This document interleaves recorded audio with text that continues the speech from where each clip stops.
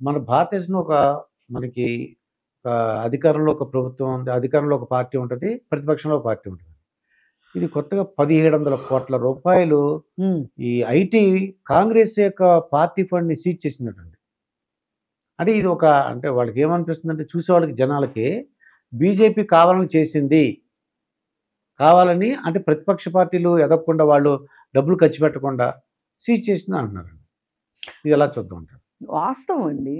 హ్మ్. ఇప్పుడు యుద్ధం చేసేవాడికి కూడా ఒక నీతి ఉంటదండి. ఆ! యుద్ధ నీతిని కూడా మర్చిపోయాడు. హ్మ్. నాది చాణక్య నీతి అని చెప్తాడు. హ్మ్. నాకు ఆదర్శం వాళ్ళు వీళ్ళు అని చెప్తారు. ఎవ్వరు కూడా ఇంత దుర్మార్గంగా ఉండమని ఏ రాజనీతిజ్ఞులు చెప్పరు. హ్మ్. నువ్వు రెండో వాడిని నిరాయుధుడిని చేసి కనీసం చేతులు కూడా వాడుకోవడానికి వీలు లేకుండా పెడరెక్కలు విరిచికట్టి హ్మ్. నువ్వు అస్త్రాలు శస్త్రాలు నీ చేతిలో పెట్టుకొని నేను యుద్ధం చేస్తున్నాను, అతను యుద్ధంలో ఓడిపోబోతున్నాడు, నేనే గెలవబోతున్నానని వికట్టహాసం చేయడం అనేది ఆ! లా ఉంది ఇది. అవును. ఇప్పుడు వాళ్ళ అకౌంట్లు సీజ్ చేసినప్పుడు అసలు దేశంలో ఏ రాజకీయ పార్టీ అకౌంట్ ఓపెన్లో ఉండటానికి వీల్లేదు ఎలక్షన్లు అయ్యే వరకు అని పెట్టండి. శబాష్, మీకు వేస్తాం వేరతాడు. అది ఒక్కళ్ళే పర్టికులర్ పార్టీ కాకుండా నువ్వు నేను యథేచ్ఛగా తాళాలు బొడ్లో పెట్టుకొని తిరుగుతాను, మీకు ఎవరికి అసలు బీరువాలో ఉండొద్దంటే ఎట్లా కుదురుతుంది?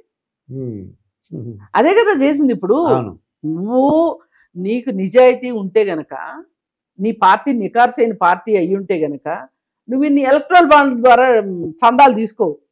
అది చందాలు కూడా అనకూడదు, అఫీషియల్ గా లంచం అని అనొచ్చండి. నేను ఇంకా మంచి మాట చెప్తాను.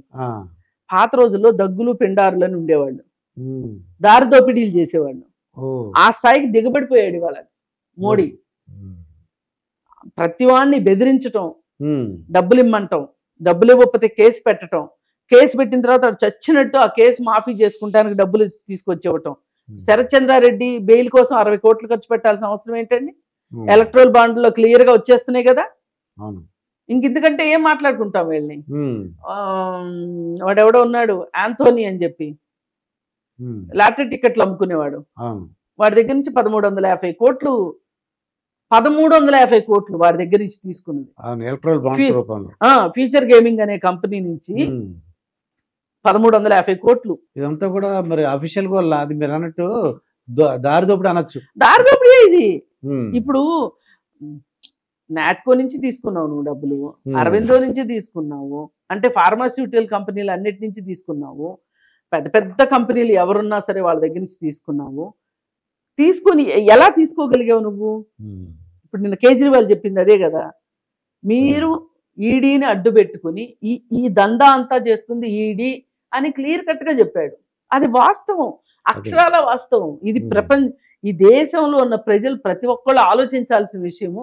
అలాగే ప్రపంచం మొత్తం కూడా, ప్రపంచం మొత్తం మా దేశాన్ని చూస్తుంది, మా భారతదేశాన్ని చూస్తుంది, బీజేపీ పార్టీని చూస్తుంది అని వీళ్ళు విర్రవీగారు కదా. ఇప్పుడు ఇది కూడా చూస్తారు. ఇప్పుడు కాంగ్రెస్ పార్టీ సీజ్ చేసినప్పుడు మీ కూడా సీజ్ చేయండి, ఇద్దరు నిరాయుధులు అవ్వండి, ముష్టిఘాతాలతో యుద్ధం చేసుకోండి. ఎవరు కాదన్నారు? చేతులతో కూడా యుద్ధం చేసుకోవచ్చు కదా. చేతులతో చేసుకోవచ్చు, కాళ్ళతో చేసుకోవచ్చు. నువ్వేమో రెండో వాడికి కాళ్ళు చేతులు కట్టేసేస్తావు, ఆయుధాలు లేకుండా చేసి నువ్వు మొత్తం అస్త్రశస్త్రాలతోటి నువ్వు యుద్ధం చేస్తానంటే దాన్ని యుద్ధం అంటారా? దాడి అంటారు, దాడి అంటారు.